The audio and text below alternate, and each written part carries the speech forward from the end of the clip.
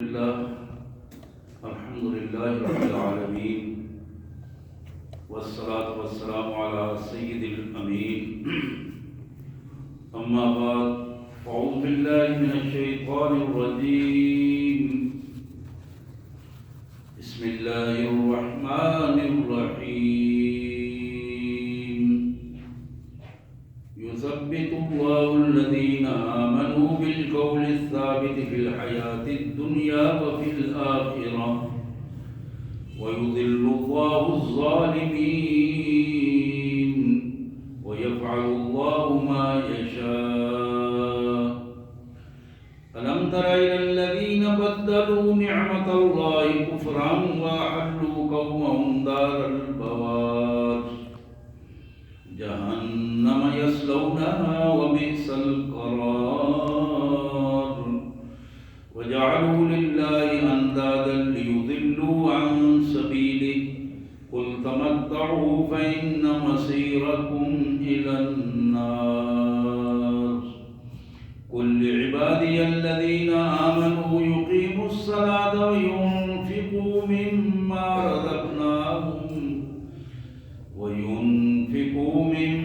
رزقناهم سرا وعلانية من قبل أن يأتي يوم لا بيع فيه ولا خلال آمنت بالله صدق الله العظيم اللهم صل على سيدنا ومولانا محمد وعلى آل سيدنا ومولانا محمد وبارك وسلم اللهم صل على جميع الأنبياء والمرسلين وعلى الملائكة المقربين وعلى سائر الصحابة والتابعين وعلى عباد الله الصالحين.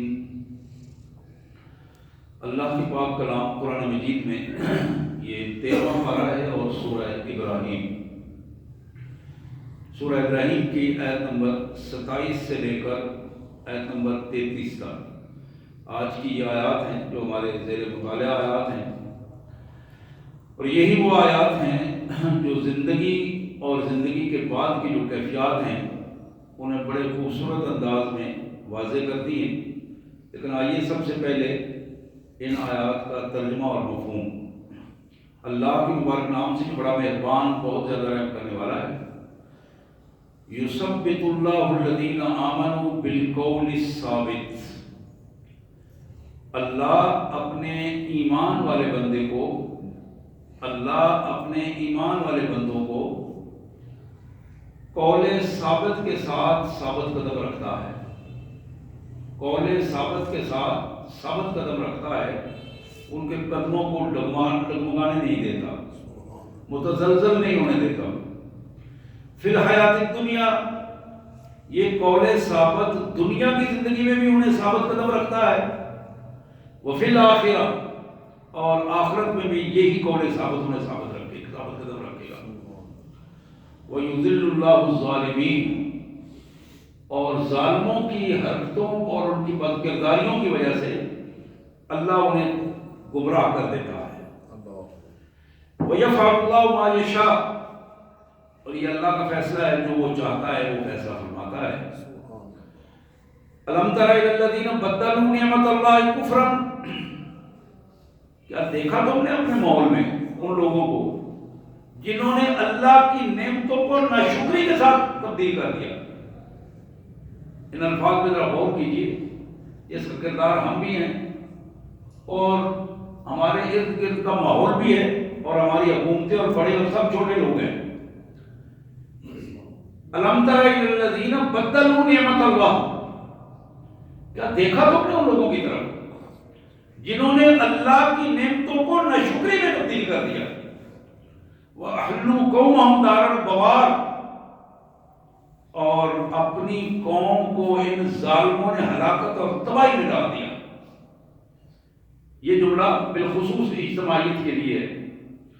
جہنم یصلونہا، یہ جہنم کی بھڑکتی ہوئی آگ ہے جس میں وہ جھونکے جائیں گے. وہ بئس القرار، بڑا ہی برا ٹھکانہ ہے. وَجَعَلُوا لِلَّهِ أَندَادًا اندادن یضلوا عن سبیلہ، یہ اللہ کے ذات اور اس کے حقوق میں دوسروں کو شریک ٹھہراتے ہیں. جس طرح اللہ سے توقع رکھی جاتی ہے اس طرح بندوں سے توقع رکھتے ہیں، اس لیے کہ اللہ کے راستے سے بندوں کو گمراہ کرنے کی کوشش کرتے ہیں. کل میرے رسول نے بتا دو تمتعوا، تھوڑا سا وقت ہے، فائدہ اٹھاؤ. یہ سانس جب تک چل رہا ہے، اس سانس کی ڈوری کے بندے ہوئے ڈوری میں جتنا وقت ہے اتنا چلا لو. فإن مسیرکم الی النار، بلاخر تمہارا ٹھکانہ بھڑکتی ہوئی آگ ہوگی.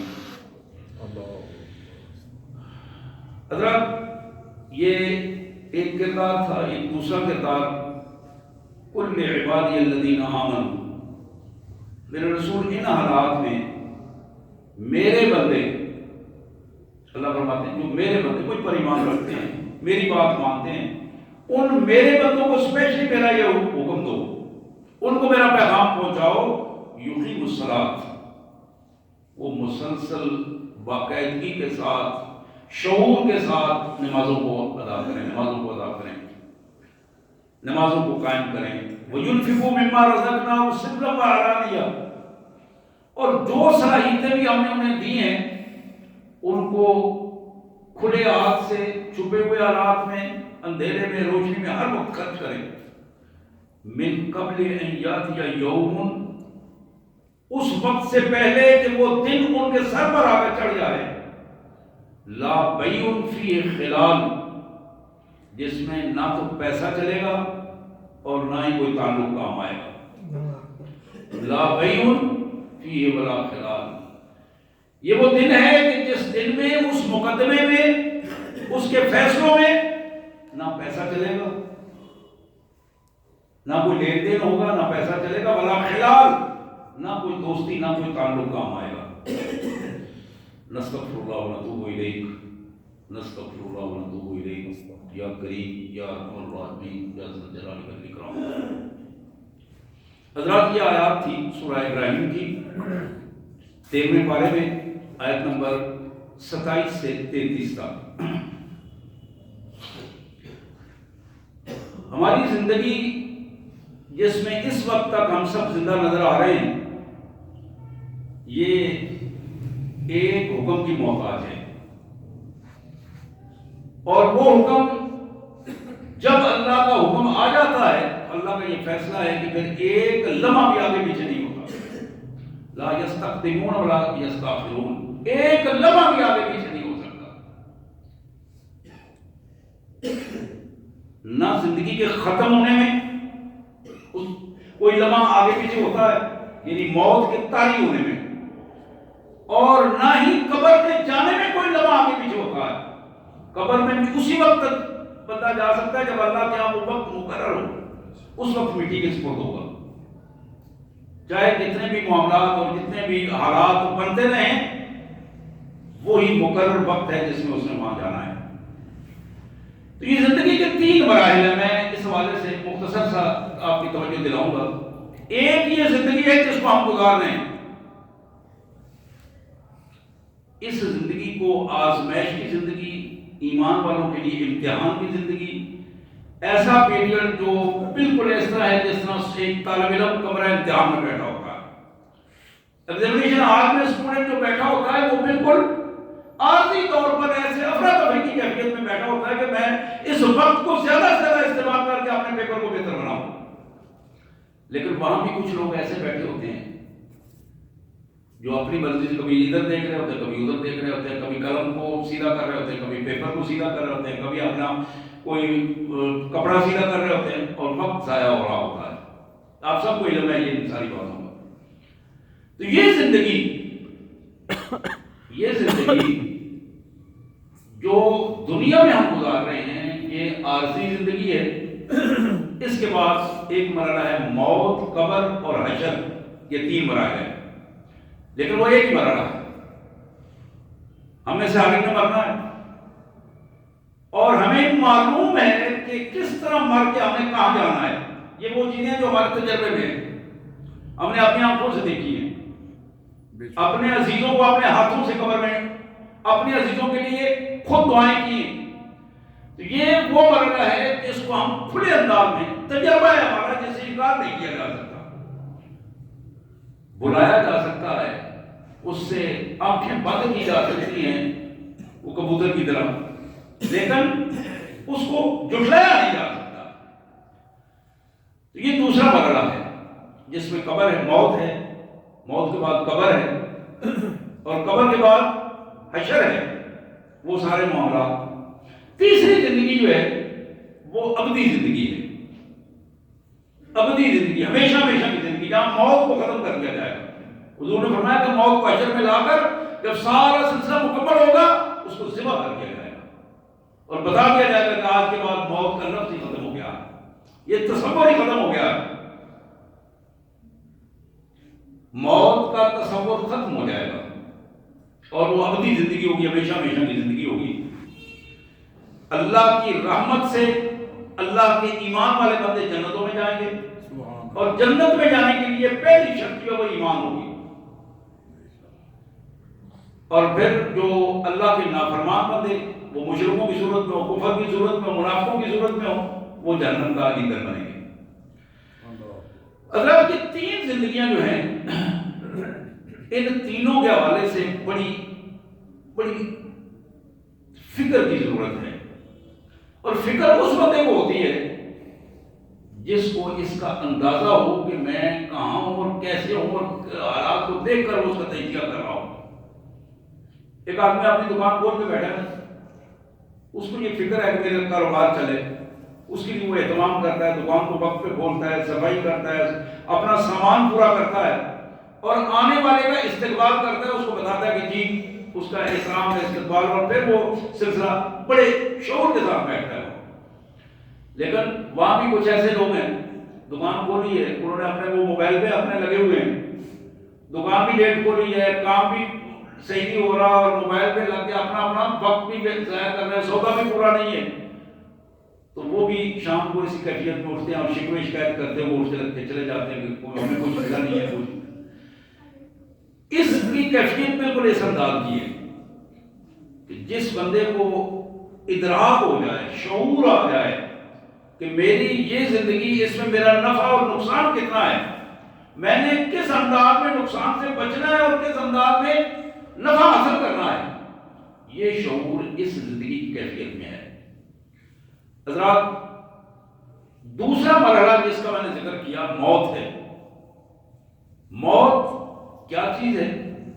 اس کو انتقال کہتے ہیں، عام انداز میں کہتے ہیں انتقال ہو گیا ہے۔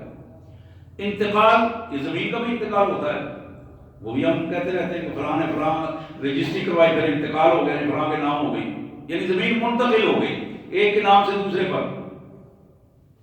دنیا میں جو ہم انتقال کرتے ہیں، اپنے پلاٹ کو بیچ کر دوسرے کے نام کروا دیتے ہیں، وہ انتقال، پلاٹ جو ہے وہ وہاں ہے، اس کا انتقال ہو جاتا ہے زمین کا بندے کے نام۔ اور پھر جو انتقال جب بندے کا ہوتا ہے پھر وہ زمین کے نام ہو جاتا ہے۔ یہ بڑا، آپ ذرا اس کا توازن دیکھیے، دنیا میں جو عارضی زمین اسے ملی تھی، وہ وہاں ایک دوسرے کو انتقال کرتے رہے، ایک دوسرے کو ٹرانسفر کرتے رہے، وہ انتقال ہوا بندے کے نام۔ اور جب بندہ گیا تو پھر بندے کا انتقال زمین کے نام ہو گیا۔ اب وہ زمین ہے، اس نے کب تک اپنے اندر رکھنا ہے؟ جب تک اللہ کا حکم ہوگا۔ اب اس کا انتقال پھر حشر کے نام ہوگا، پھر انتقال میزان کے نام ہوگا۔ اب یہ انتقال جو ہے انہی سے ٹرانسفر ہوتا ہوتا پھر اپنے نتائج تک پہنچے گا، وہ جہنم میں یا جنت میں۔ نبی محترم سید کائنات صلی اللہ علیہ وسلم نے آپ کی یہ حدیث مبارک جو بخاری میں، مسلم میں، جناب برا بن عازب رضی اللہ تعالیٰ عنہ کی حدیث ہے، آپ نے فرمایا کہ المسلم اذا سئل فی القبر یشہد ان لا الہ الا اللہ وان محمدا رسول اللہ فذلك يثبت الله الذين آمنوا بالقول الثابت في الحیات الدنیا وفی الآخرہ نزلت فی عذاب القبر۔ حضور نے فرمایا کہ جب بندہ قبر میں اس کی تدفین ہو جاتی ہے اور پھر اس سے جب سوال و جواب ہوتا ہے تو سوال و جواب میں جو مومن بندہ ہے وہ جواب دیتا ہے کہ میں اللہ کی وحدانیت اور اس کی الوہیت کی شہادت دیتا ہوں اور محمد الرسول اللہ صلی اللہ علیہ وسلم کی رسالت اور عبدیت کی شہادت دیتا ہوں۔ تو نبی رحمت صلی اللہ علیہ وسلم نے فرمایا کہ میرے ساتھیوں یہ جو سورہ ابراہیم کی یہ آیت ہے کہ اللہ اپنے ایمان والے بندوں کو ثابت قدم رکھے گا بالقول الثابت، بالقول الثابت، قول ثابت کے ساتھ، یعنی اشہد ان لا الہ الا اللہ وحدہ لا شریک لہ، یہ قول ثابت ہے۔ حضور نے فرمایا کہ یہ آیت جو اتری ہے نزلت فی عذاب القبر، یہ عذاب قبر کے حوالے سے نازل ہوئی ہے۔ ایک دوسری حدیث جناب انس بن مالک رضی اللہ تعالیٰ عنہ کی روایت، یہ بھی بخاری اور مسلم کی روایت ہے، ان العبد اذا بزع فی قبرہ وتولى عنه اصحابہ، بندہ جب قبر میں اس کی تدفین ہوتی ہے، دفن کر دیا جاتا ہے، قبر میں رکھ دیا جاتا ہے، اس کے ساتھی جو تدفین کر رہے ہوتے ہیں، جنہوں نے جنازہ پڑھا ہے، قبر پہ تدفین کی ہے، دعا کی ہے، وہ واپس مڑتے ہیں، وتولى اصحابہ، وہ فارغ ہو کے واپس جا رہے ہیں، انہو یسمع قرع نعالہم، یہ جو قبر میں پڑا ہوا ہے نا، یہ ان کے جوتوں کی آواز سن رہا ہوتا ہے، اب یہ واپس جا رہے ہیں۔ ذرا غور کیجیے ان باتوں پر، یہ باتیں بڑی ہیں، چھوٹی چھوٹی باتیں لیکن بڑی اہم باتیں ہیں۔ انہو یسمع قرع نعالہم، وہ ان کے جوتوں کی چلنے کی آواز کو سن رہا ہوتا ہے، اللہ اسے سنا رہا ہوتا ہے اور بتا رہا ہوتا ہے کہ اب تمہیں چھوڑ کر جا رہے ہیں۔ اصل جو یہ جملہ ہے، تمہارے بیٹے، تمہاری بہنیں، مائیں، بچے، باپ، بیٹا، یہ سارے تمہارے دوست جو مرنے کے دعوے کرتے تھے تمہارے ساتھ، وہ تمہیں چھوڑ کے جا رہے ہیں۔ انہو یسمع قرع نعالہم، وہ دیکھ رہا ہوتا ہے، سن رہا ہوتا ہے کہ یہ اب واپس ہو کے جا رہے ہیں، اکیلا رہ گیا ہوں میں۔ پھر کیا ہوتا ہے؟ اتاہ ملکان، یک لخت اس کی قبر میں دو فرشتے آ جاتے ہیں، وہ کیا کرتے ہیں؟ فیقعدانہ، اٹھا کر بٹھا دیتے ہیں۔ تو فرشتوں کو دیکھ کر ایک دفعہ تو گھبرا جاتا ہے نا، تو وہ اٹھا کر پکڑ کے وہ خود اٹھا کر بٹھا دیتے ہیں۔ حضور نے فرمایا فیقولان ما كنت تقول في هذا الرجل لمحمد صلی اللہ علیہ وسلم، اٹھا کے جہاں باقی سوالات کرتے ہیں وہاں ایک اہم سوال اس سے یہ بھی ہوتا ہے کہ تم نے اس بندے کا نام سنا تھا، محمد رسول اللہ صلی اللہ علیہ وسلم، یہ نام سنا تھا کہیں زندگی میں، دنیا میں؟ فَأَمَّا الْمُؤْمِنُ، تو جو بندہ ایماندار بندہ ہے، فَيَقُولُ أَشْهَدُ أَنَّهُ عَبْدُ اللَّهِ وَرَسُولُهُ، وہ بے ساختہ کہتا ہے میں شہادت دیتا ہوں محمد صلی اللہ علیہ وسلم اللہ کے بندے اور اس کے رسول ہیں۔ میں تو دنیا میں بھی یہی شہادت دیتا تھا، آج بھی یہی شہادت دیتا ہوں، میں جانتا ہوں، میرا ایمان ہے ان پر۔ فَيُقَالُ لَهُ إِلَى مَقْعَدِكَ مِنَ النَّارِ، اب جب یہ شہادت مکمل ہوتی ہے تو فرشتے ایک کھڑکی ٹائپ کھول کے اسے بتاتے ہیں وہ تمہاری جگہ ہے، وہ جہنم کی بھڑکتی ہوئی آگ کو سامنے سے گزرا، یہ ادھر پڑا ہوتا ہے، وہ سامنے کھڑکی کھول کے اس کو وہ دکھاتے ہیں، اصل تمہاری جگہ وہ تھی۔ ہوا کیا؟ قد ابدلک اللہ بہ مقعدا من الجنہ، تم نے جب یہ شہادت دے دی، سچی شہادت دے دی، اللہ نے تمہاری اس جہنم کے ٹھکانے کو بدل کر جنت میں بدل دیا، اب اسے جنت کا وہ گھر دکھایا جاتا ہے۔ اصل تمہارا گھر اب یہ ہے، لیکن پہلے ہر بندے کا گھر جہنم میں بنایا ہوا ہے، اور اس کو دکھائیں گے کہ تمہارا اصل گھر وہ ہے۔ اگر تم وہ کام کرتے جہنمیوں والے تو پھر ادھر ہی جانا تھا، یہ شہادت تم نہ دیتے تو وہ جگہ بھی تمہاری۔ اب قد ابدلک اللہ، یہ اللہ کی مہربانی ہے، اس کی رحمت سے، مہربانی سے مالک نے تمہیں اس آگ سے بچا لیا ہے اور جنتوں میں تمہارا گھر بنا دیا ہے۔ فَيَرَاهُمَا جَمِيعًا، اب یہ بندہ ان دونوں کو بیک وقت دیکھ رہا ہوتا ہے، اس بڑھتی ہوئی آگ کو بھی دیکھ رہا ہے اور جنت کے باغات کو بھی دیکھ رہا ہے، نعمتوں کو بھی دیکھ رہا ہے۔ حضور نے فرمایا فَأَمَّا الْمُنَافِقُ وَالْكَافِرُ، اور جو کافر اور منافق ہے، یہ تو آپ کو پتا ہے نا جی، کافر وہ ہے جس نے کھلا انکار کر دیا ہے، نہ وہ رب کو مانتا ہے، نہ رسول کو مانتا ہے، نہ آخرت کو مانتا ہے، کھلا انکار ہے، میں کسی جگہ کو نہیں مانتا۔ وہ ہندو کی صورت میں ہے، وہ یہودی کی صورت میں ہے، وہ عیسائی کی صورت میں ہے، وہ کسی بھی بدھ مت کی صورت میں، جو بھی ہمیں نظر آتے ہیں، اللہ اور رسول کو، جو محمد رسول اللہ کی رسالت کا انکار کرتا ہے وہ کافر ہے۔ منافق کون ہے؟ منافق وہ ہے جو کلمہ پڑھتا ہے، یہ ہے اصل میں اہم بات جو الگ سے اللہ نے کہا، الگ رسول نے کہا محمد کافر والمنافق۔ منافق وہ ہے جو کلمہ پڑھتا ہے، لوگوں کے سامنے کوشش کرتا ہے بتانے کی کہ میں مسلمان ہوں، اور حضور صلی اللہ علیہ وسلم کے دور میں لوگ مسجدوں میں آ کے نماز بھی پڑھتے تھے، منافق جہاد میں بھی کبھی کبھی جاتے تھے، جو منافق ہی تھے، جو غزوہ احد میں 300 بندہ ہلاک ہو گیا تھا۔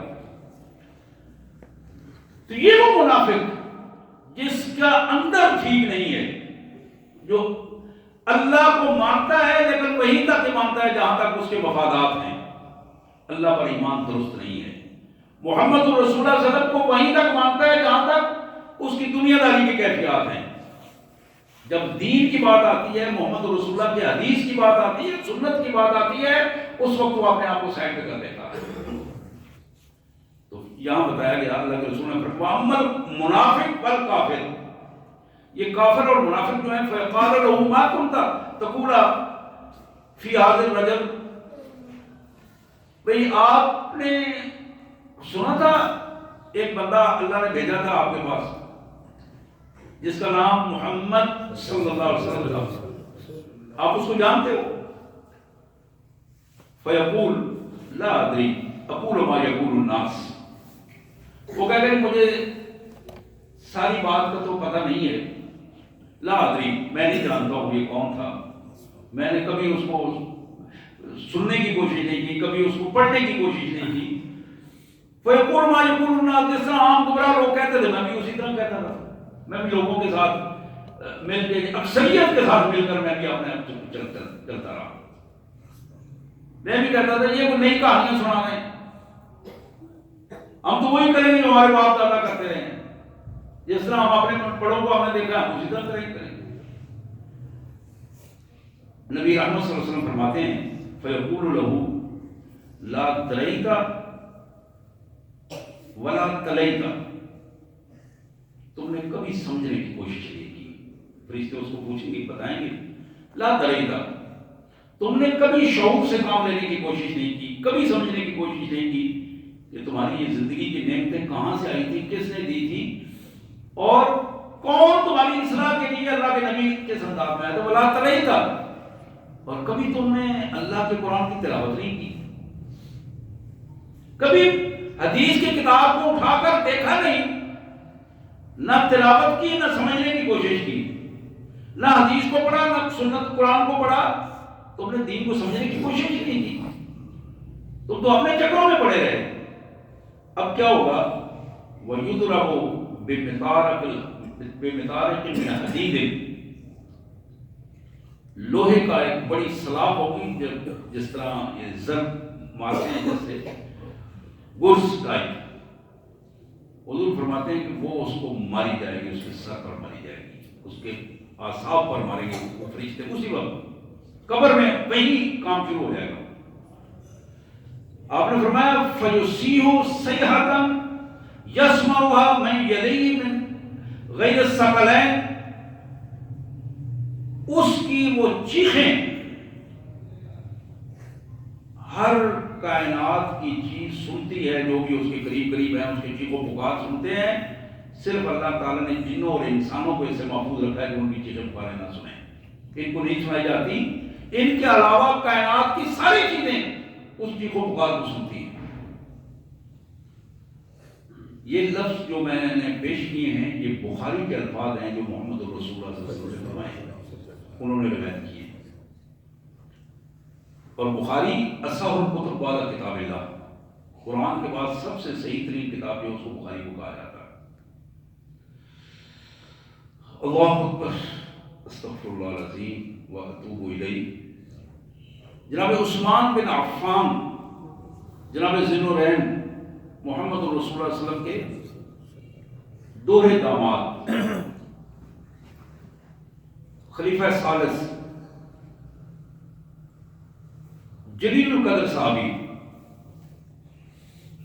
بڑے حدیث میں الفاظ آتے ہیں کہ جب کبھی قبر کی بات آتی تو آپ کے آنکھوں سے آنسو جاری ہو جاتے، اور اتنے آنسو جاری ہوتے وہ یقول لکھا ہوا آپ کی داڑھی مبارک تر ہو جاتی اس سے۔ اور ساتھی پوچھتے حضرت کیوں رو رہے ہیں؟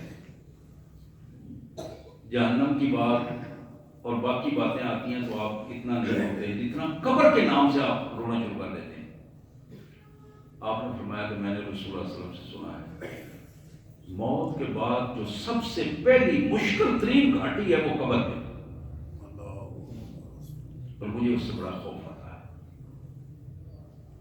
اور حدیث میں یہ الفاظ ہیں کہ میت کے لیے قبر میں جو پہلی رات ہے مشکل ترین رات ہوتی ہے۔ قبر میں جو پہلی رات ہے مشکل ترین رات ہے، اور آنا ہر ایک پہ آنی ہے، میرے آپ پہ، میری بہنوں پہ، ماؤں پہ، ہر ایک پہ آنی ہے، ہر ایک نے اس مرحلے سے گزرنا ہے۔ تو جناب عثمان کی یہ روایت رضی اللہ تعالی عنہ، ابو داؤد میں، کان النبی صلی اللہ علیہ وسلم اذا فرغ من دفن المیت وقف علیہا فقال استغفروا لاخیکم ثم صلوه بالتثبیت فان الان یسأل۔ آپ فرمایا کرتے تھے، جناب عثمان کہتے ہیں جب آپ تدفین سے فارغ ہوتے، میت کو قبر میں رکھ کے تدفین سے فارغ ہو جاتے، مٹی ڈال کے فارغ ہو جاتے، تو پھر آپ قبر پہ کھڑے ہو جاتے، ساتھیوں کو بھی وہاں کھڑا کرتے اور فرماتے تھے استغفروا لاخیکم، اپنے بھائی کے لیے خصوصی دعا کرو، مغفرت کی۔ یہ سنت دعا ہے تو قبر کے اوپر جنازے کے بعد کھڑے ہو کے کی جاتی ہے، یہ سنت دعا ہے۔ یہاں حضور نے حکم دیا کہ استغفروا لاخیکم، اپنے بھائی کے لیے خصوصی دعا کرو۔ پھر آپ نے فرمایا ثم صلوا بالتثبیت، اس دعا میں خصوصاً اس کے لیے تثبیت کی دعا کرو۔ تثبیت کیا ہے؟ اللہم ثبتہ بالقول الثابت، یا اللہ اپنے اس بندے کو قول ثابت کے ساتھ ثابت قدم رکھنا قبر میں۔ جب اس سے فرشتے سوال کر رہے ہیں، تیرے فرشتے آئے ہوئے ہیں، اس کے بعد جب ان کے سوالوں کے جواب دینے میں اسے قول ثابت کے ساتھ ثابت رکھنا، ثابت قدم رکھنا، یعنی اس کو کلمہ طیبہ نصیب فرمانا، اس کو شہادتین نصیب کرنا، یہ قول ثابت ہے۔ تو نبی رحمت صلی اللہ علیہ وسلم فرمایا کرتے ہیں ثم صلوا بالتثبیت، اس اپنے بھائی کے لیے جہاں دعائیں کر رہے ہو وہاں ایک خاص دعا کرو کہ یا اللہ اس کو ثابت قدم رکھنا۔ اور آپ نے فرمایا فإنه الآن یسأل، اب اس کا سوالات شروع ہو چکے ہیں، یعنی جو ہی ہم تدفین کر کے دعا کر کے نکلتے ہیں وہیں اس کا سلسلہ جو ہے وہ اس کا آغاز ہو جاتا ہے۔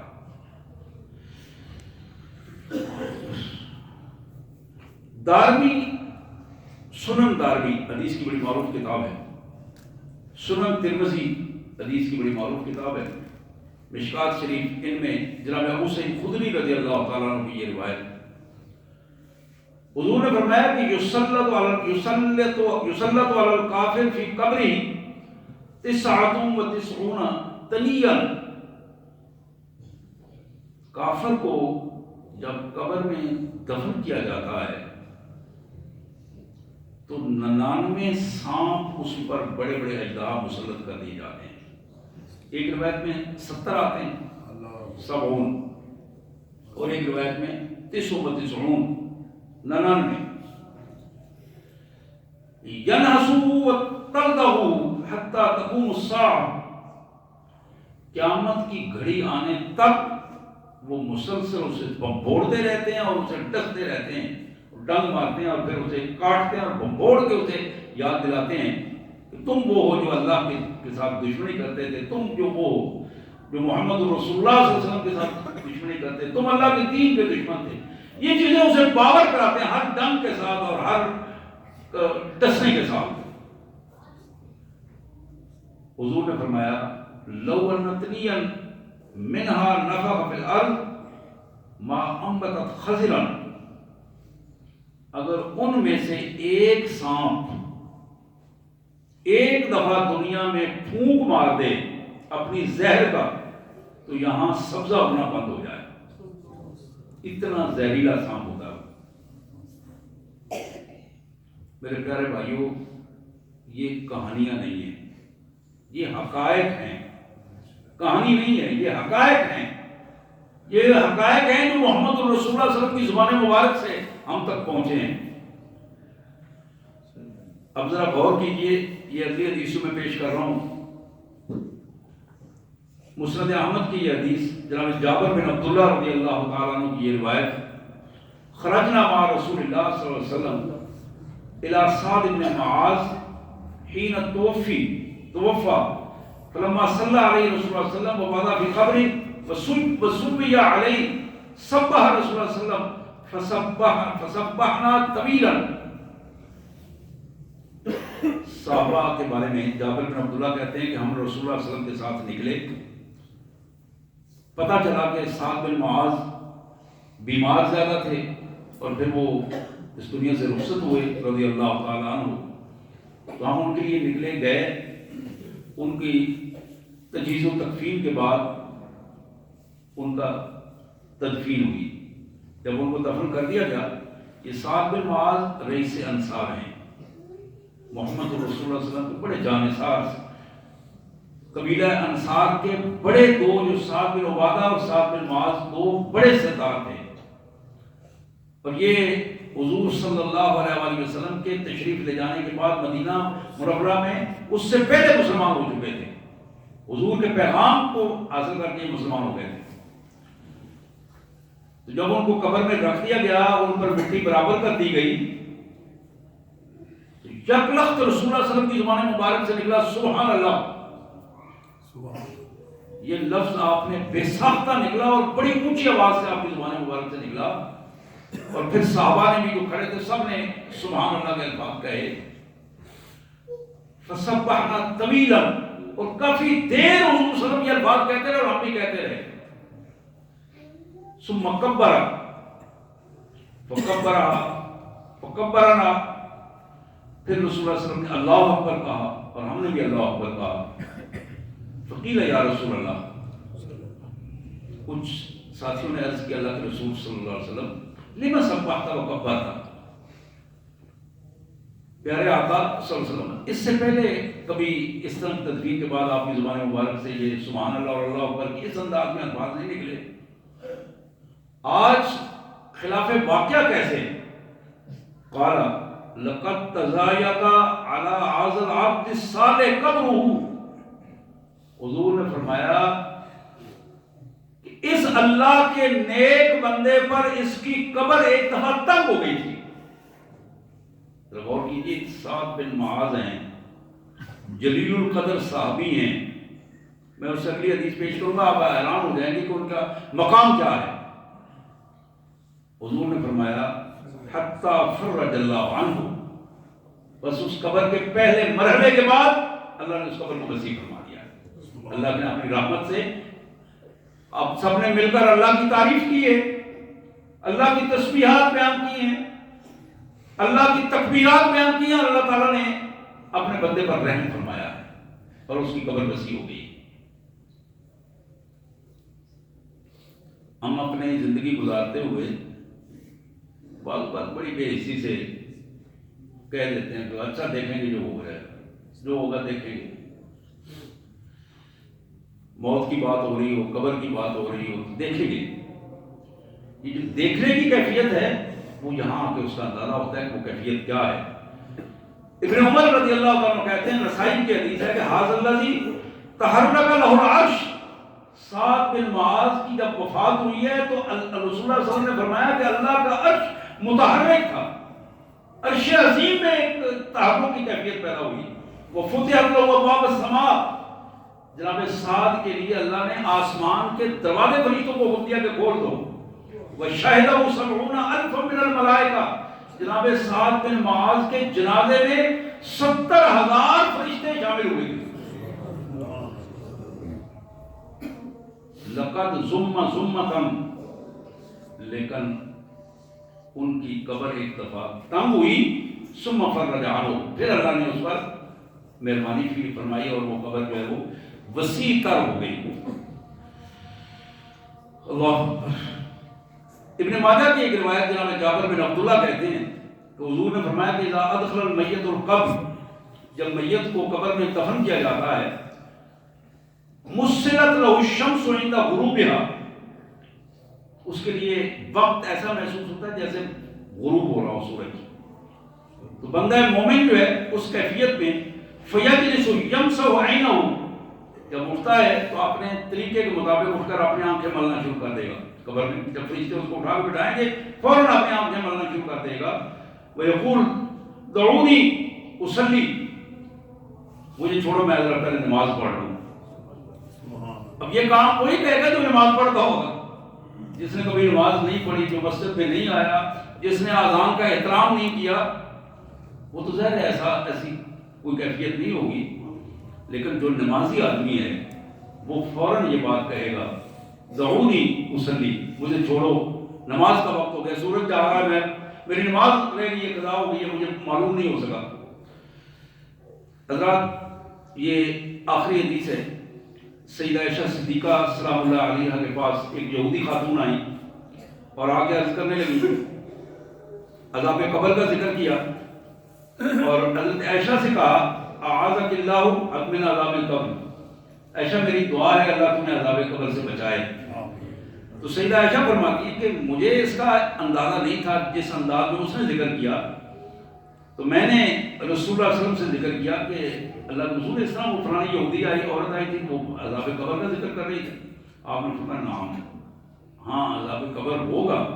عذاب القبر حق، یہ بالکل حق ہے اور اس سے انکار ممکن نہیں ہے. تو پھر حضرت عائشہ کہتی ہیں کہ فما رأیت رسول اللہ صلی اللہ علیہ وسلم بعد صلی صلاۃ الا تعوذ باللہ من عذاب القبر، میں نے پھر اس کے بعد کبھی بھی ایسا موقع نہیں دیکھا کہ حضور نے گھر میں نماز پڑھی ہو، کوئی نفل پڑھے ہوں، کوئی سجدے دیے ہوں تو عذاب قبر سے پناہ نہ مانگی ہو. میں نے کوئی ایک موقع بھی نہیں دیکھا. ہر نماز کے بعد آپ لازماً اللہ سے عذاب قبر کے حوالے سے پناہ مانگتے تھے اور اللہ کی حفاظت مانگتے تھے. میرے پیارے بھائیوں بہنوں، پیغام یہ ہے کہ عذاب قبر کو یاد رکھا جائے، موت کو یاد رکھا جائے.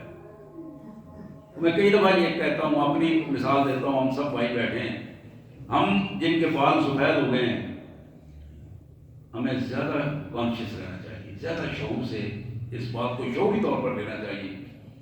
اور ہم ہر بندہ، لیکن بالخصوص جو زیادہ قریب ہو وہ زیادہ حساس ہونا چاہیے ان سے، اور اللہ کی نافرمانیوں سے بچنا چاہیے اور شعوری طور پر اپنے آپ کو بچانے کی کوشش کرنی چاہیے. یقین کیجئے ہمارا نفس اور شیطان ہمیں تباہی کی طرف لے جا رہا ہے. نوجوان اپنی جگہ پہ، بچے اپنی جگہ پہ، بوڑھے اپنی جگہ پہ، اور اس نے الگ الگ ہر ایک کے لیے جال بنائے ہوئے ہیں اور ان جالوں میں پھنسایا ہوا ہے. اور صرف اللہ سے پناہ مانگے اور اللہ کی حفاظت میں رہیں گے تو یہ پناہ تبھی ہوتی ہے جب بندے کے اندر ایمان پیدا ہو. ایمان قیمت ہے. اللہ نے اس کی توفیق عطا فرمائے. الحمدللہ رب العالمین.